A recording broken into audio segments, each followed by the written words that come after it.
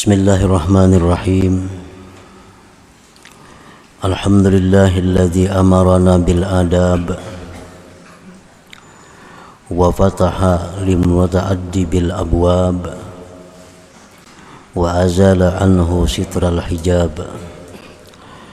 Ashhadu an la ilaha illallah wahdahu la syarika lahu musabbibul asbab. Wa ashhadu anna sayyidana Muhammadan abduhu wa rasuluhul awwab. Allahumma salli wa sallim ala sayyidina wa maulana Muhammadin khairil ansab wa ala alihi wal ashab wa dhurriyyatihi wa atba'ihi ila yaumil hisab, amma ba'd. Yang kita hormati dan kita cintai para habaib dan para alim ulama, para muhibbin, hadirin hadirat rahimakumullah. Alhamdulillah wa syukrulillah. Puji dan syukur kita haturkan kehadirat Allah Subhanahu wa ta'ala yang telah memberikan taufik dan hidayah serta inayah kepada kita, sehingga dengan demikian kita bisa kembali berkumpul bersama-sama di majlis yang penuh berkah dan rahmat ini. Salawat dan salam kita haturkan kepada junjungan kita Nabi besar Muhammad sallallahu alaihi wasallam dan kepada seluruh keluarga, sahabat, zurriyat dan pengikut beliau sampai hari akhir nanti. Para muhibbin rahimakumullah, al-hikmatur rabi'atu wasittun minal hikamil ata'iyyah. Qala al-imam Ahmad ibnu Athaillah Sakandari rahimahullah wa nafa'ana bi'ulumih.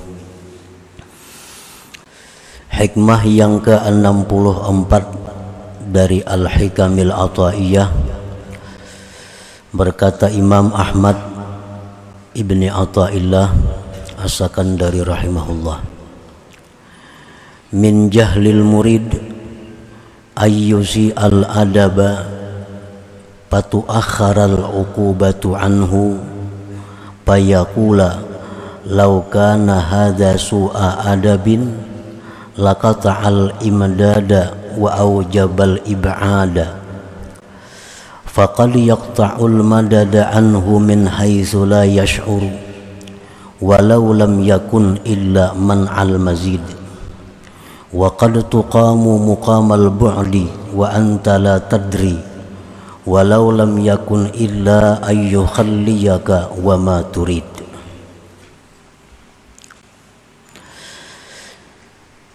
Makna daripada hikmah yang ke-64, di antara kejahilan atau kebodohan seorang murid, bahwa dia tidak baik adab,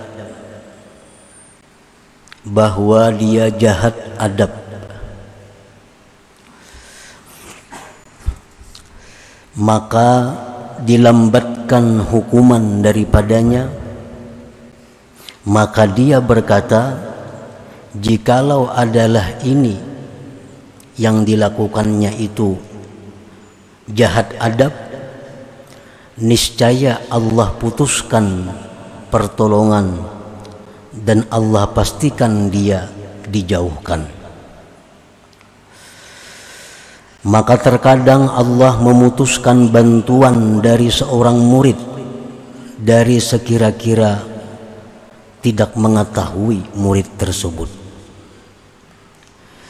Jikalau tidak ada hukuman itu, melainkan dicegahnya pertambahan, niscaya itu cukup sebagai hukuman. Dan terkadang ditempatkan seorang murid itu pada tempat yang jauh dan engkau tidak mengetahui, dan jikalau tidak ada hukuman melainkan bahwa Allah biarkan engkau dan kehendak engkau, niscaya itu cukuplah sebagai hukuman. Itulah terjemah kurang lebihnya dari hikmah yang ke-64 ini. Imam Ahmad ibnu Athaillah menjelaskan bahwa kebodohan seorang murid, bahwa dia itu tidak baik adabnya, baik terhadap Allah atau terhadap Rasulullah Shallallahu Alaihi Wasallam, atau terhadap gurunya, atau terhadap kawan-kawannya. Ini murid tidak baik adab, dan dilambatkan hukuman atasnya, kada langsung dihukum oleh Allah. Maka dia si murid itu berkata, jikalau yang aku lakukan itu merupakan jahat adab, niscaya Allah putuskan bantuan kepadaku. Niscaya Allah pastikan aku ini diusir. Nah, maka terkadang Allah itu memutuskan bantuan kepada seseorang, orang itu tidak merasa. Contohnya, tidak ada pertambahan cinta kepada Allah, tidak ada pertambahan kedekatan dengan Allah. Ini satu hukuman yang mungkin tidak disadari oleh seorang murid.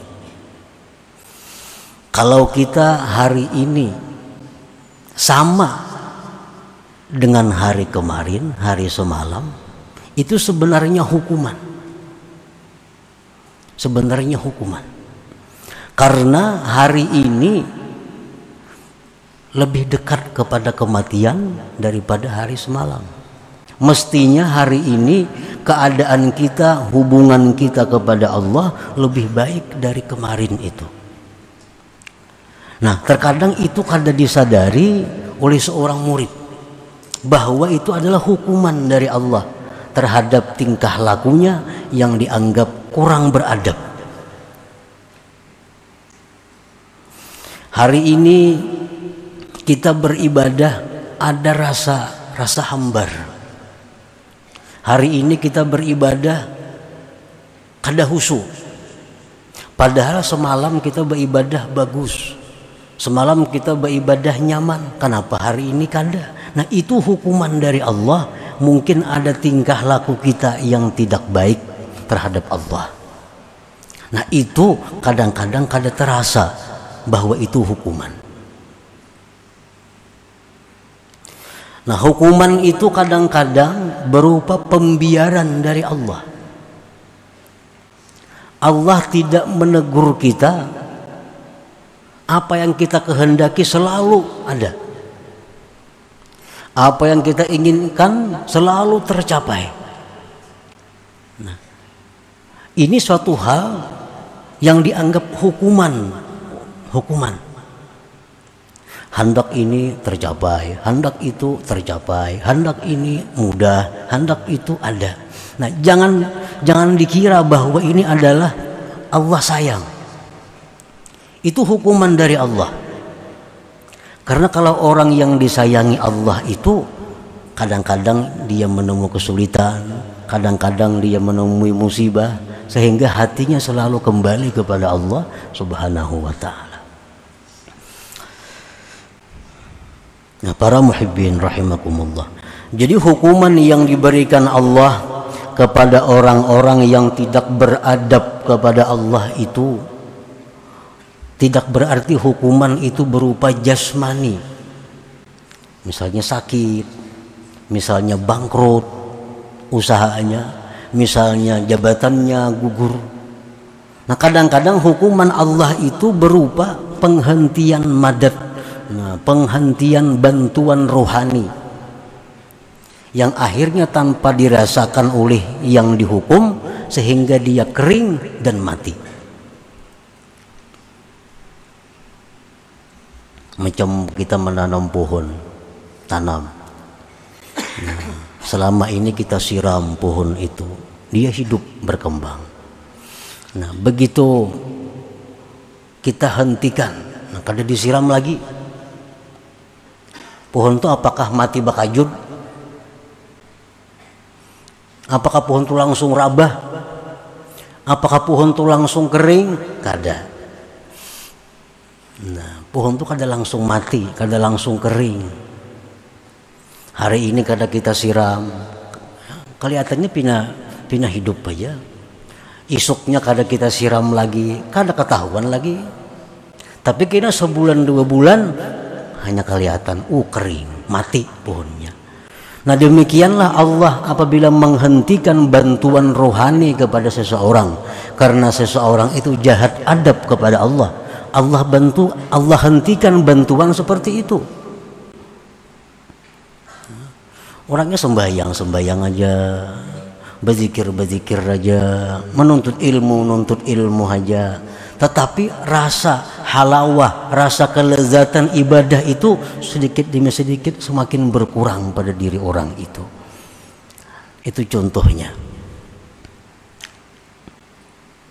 Jadi seorang murid apabila jahat adab kepada Allah, kepada Rasul, kepada guru, kepada kawan, kemudian tidak terlihat ada hukuman, maka jangan mengatakan bahwa yang dilakukannya itu adalah baik.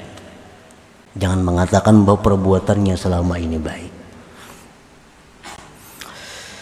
Para muhibbin rahimakumullah. Al-murid kullu man arada taqarruba ilallah bi islahi halihi wal istiqamati ala siratih. Tadi pengarang kitab ini mengatakan min jahlil murid, sebagian atau diantara kebodohan seorang murid. Nah, murid itu macam apa ngaran murid itu? Murid itu kullu man arada taqarruba ila Allah bi islahi halih wal istiqamati ala siratih. Murid itu adalah tiap-tiap orang yang hendak dekat kepada Allah. Orang ini hendak dekat kepada Allah dengan cara membaguskan keadaannya dan istiqamah di jalannya. Imma bitaujihi alimin rabbani, ada kalanya dengan arahan seorang alim tentang ilmu ketuhanan. Syahidalahu sarihun bil istiqamati wat taqwa, yang menyaksikan bagi orang alim itu dengan kebaikan oleh orang saleh. Wa imma bisti'anati sadiqin saduq, ada kalanya dengan minta pertolongan kawan yang jujur, mutadayyinin yang mengamalkan agama, nasihin lahu yang menasihati baginya, wa munabbihin alaih dan yang menjagakan atasnya. Nah, ngaran murid tuh. Murid itu dalam arti ini adalah orang yang hendak mendekatkan diri kepada Allah dengan memperbaiki diri, meluruskan dirinya kepada jalan yang lurus, dengan arahan asuhan seorang alim, yang orang alim itu disaksikan kebaikannya oleh orang-orang saleh.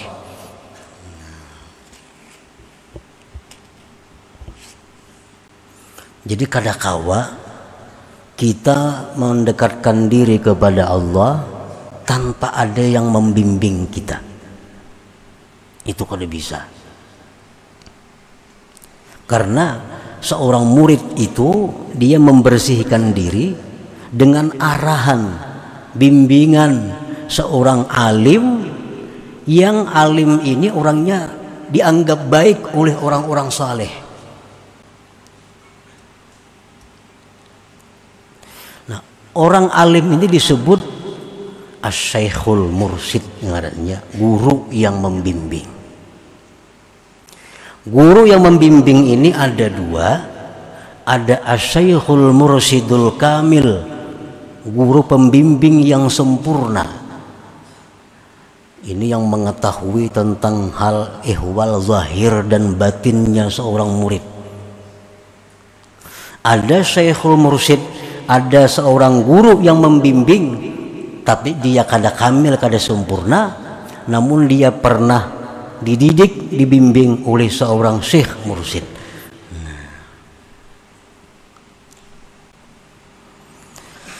Nah, atau kalau kada beisi guru yang membimbing itu, bisa juga minta pertolongan, bantuan kepada kawan yang jujur, yang mengamalkan agamanya, yang mau menasihati dia dan mau menjagakan atasnya. Nah, bisa juga. Jadi orang murid ini artinya mesti ada beisi salah satu antara dua. Imma guru membimbing, atau ada beisi kawan. Nang kawan ini orangnya mengamalkan agama, hakun menasihatinya, mau menjaga akan dirinya. Nah, dengan demikian seorang murid ini bisa berjalan dalam perjalanan menuju kedekatan kepada Allah Subhanahu wa Ta'ala.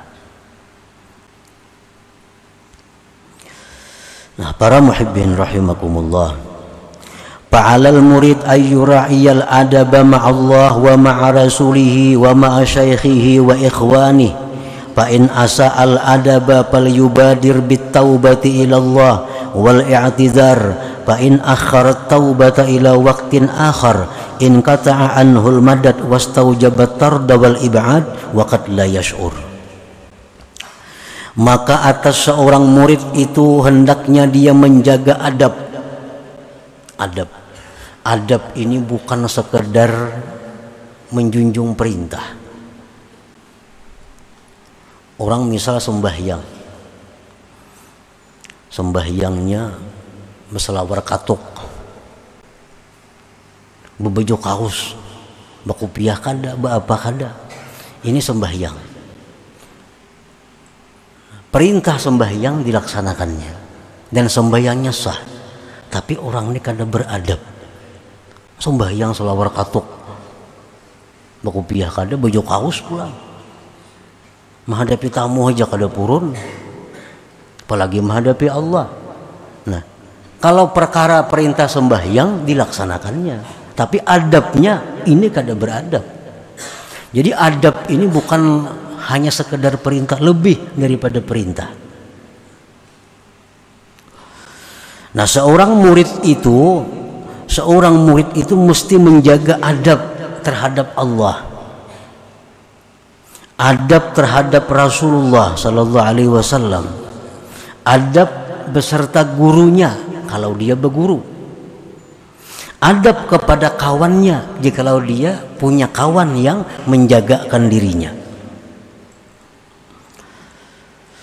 Apabila seorang murid itu menyalahi adab, maka hendaklah dia segera bertobat kepada Allah dan meminta uzur, meminta ampun, meminta maaf.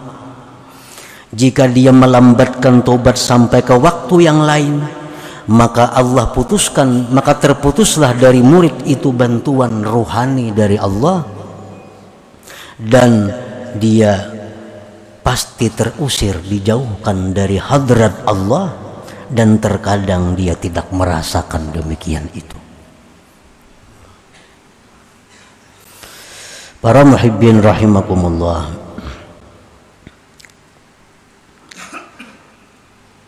jadi golongan manusia ada yang disebut dengan awamul muslimin. Nah, awamul muslimin itu artinya orang awam, orang yang hanya sekedar melaksanakan perintah Allah, sekedar menjauhi perintah Allah, habis. Ada golongan yang disebut golongan muridin. Golongan muridin ini golongan orang-orang yang ada tekad dalam hati untuk dekat kepada Allah, orang-orang yang ada keinginan dalam hati untuk ma'rifatullah, orang-orang yang ada keinginan dalam hati ingin menjadi hamba yang disayangi Allah. Nah ini muridin, murid tadi. Nah orang jadi muridin ini lalu ia mencari gurunya untuk mengarahkan dia, atau dia mencari kawan nang ahli agama nang bisa menjaga menasihati dia. Nah, apa keuntungannya orang muridin ini dibanding orang awam? Orang muridin ini dalam perjalanannya, andai kata dia mati, maka dia digolongkan dengan golongan wasilin, orang yang telah sampai kepada ma'rifatullah. Orang ini orang murid hanya murid, hanya sehari berguru. Nah ulun guru waina jaga akannya, bila ulun ini nang salah tagur akan, ulun ini ada nang kada bagus tagur kada apa-apa, ulun siap, ulun nak jadi orang baik. Hanya sehari jaguru cuma kayak itu cuma baca ini 1000 kali sehari dulu, amalakannya 1000 kali sehari, mati orangnya. Nah di akhirat orang ini akan dikumpulkan oleh Allah dengan orang-orang yang ma'rifat dengan Allah. Nah ini keuntungannya orang yang muridin. Kalau orang awam, ya golongan orang awam.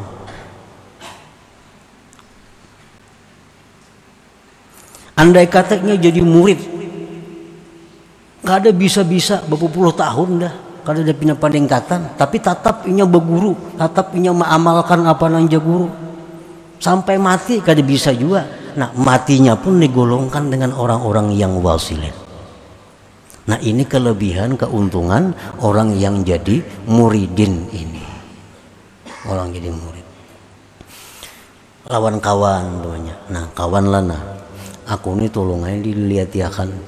Mun aku ini ada nampina kaliru tingkah lakuku, tagur aja aku. Kada apa-apa aku suka.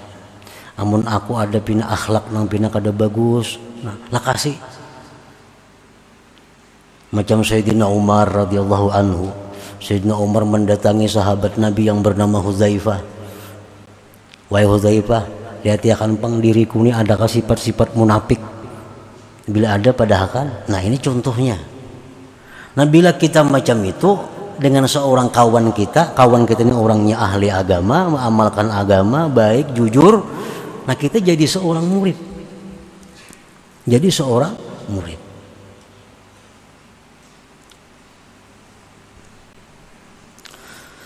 Nah seorang murid tadi apabila dia kada baik adabnya, maka hendaklah tobat.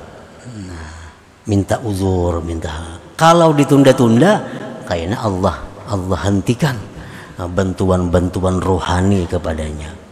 Bantuan rohani itu macam kelezatan beribadah, itu bantuan rohani dari Allah. Kayaknya kada nyaman lagi beribadah. Al-adabu ma'allah, bermula adab beserta Allah. Al-mubadaratu bimtisalil awamir wajtinabin nawahi. Ini contoh. Secara luasnya ada kitabnya spesial. Nah contohnya adab beserta Allah itu adalah segera menjunjung perintah Allah, segera menjauhi larangan Allah. Ini adab. Kita misal sibuk berdagang, berkabun, atau rahatan berpandiran dan kada kakaruan.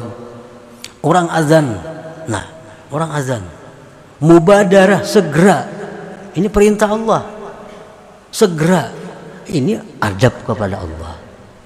Men orang azan, tatap aja begawi, tatap aja berpandiran. Orang bang sudah, orang kamat sudah, orang bulikan di masjid tatap aja. Karena pukul 2 hanya sembahyang zuhur. Nah ini melaksanakan perintah Allah tapi kada beradab kepada Allah. Kalau orang awam kada jadi masalah, pukul 3 kada sembahyang zuhur kada apa-apa, sampat saja. Cuma kalau seorang murid ini dianggap kada beradab kepada Allah. Mestinya seorang murid itu begitu azan siap. Misalnya seorang murid ini ada dalam usahanya bersangkutan dengan yang haram, atau pakaiannya ada bersangkutan dengan yang haram. Seorang murid, baik laki-laki, murid bini-bini, kada jadi masalah. Ditegur, itu pakaian ikam itu kada boleh, itu haram. Mau segera ganti pakaian itu. Nah, ini adab kepada Allah. Segera menjunjung perintah Allah, segera menjauhi yang dilarang oleh Allah. Itu adab ngarannya.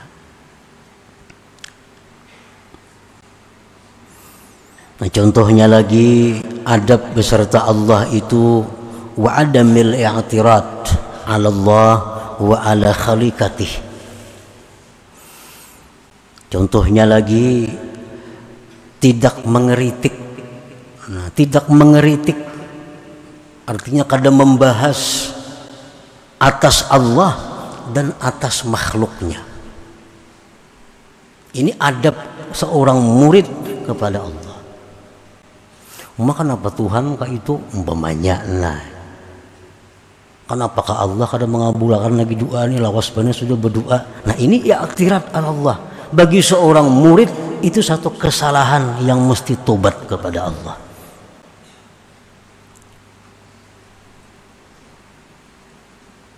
Wal i'tirad ala khaliqatih, contohnya lagi adab kepada Allah, tiada mengeritik atas makhluk Allah.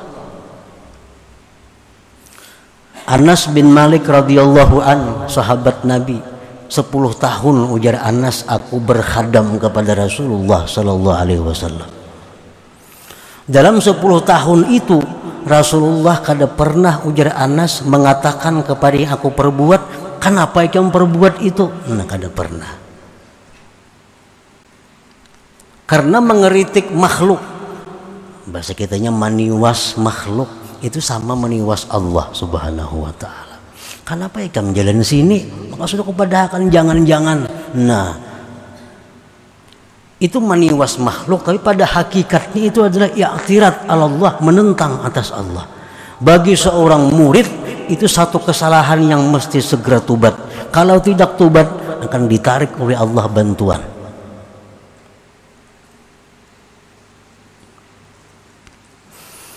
Imam Junaid al-Baghdadi rahimahullah wa nafa'ana bi ulumih, beliau berkata, satu hari ujar Sidin, aku ada melihat seorang pemuda. Pemuda ini minta-minta. Nah, minta-minta di pasar.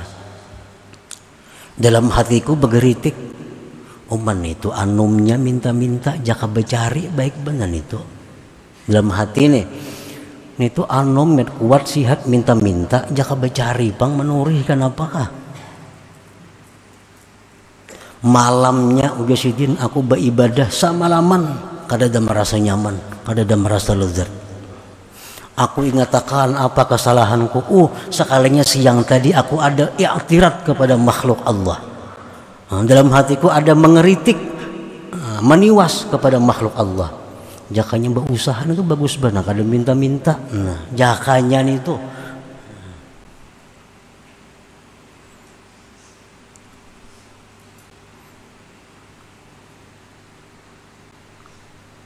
Ada mulai i'tirad ala Allah wa ala khaliqatih.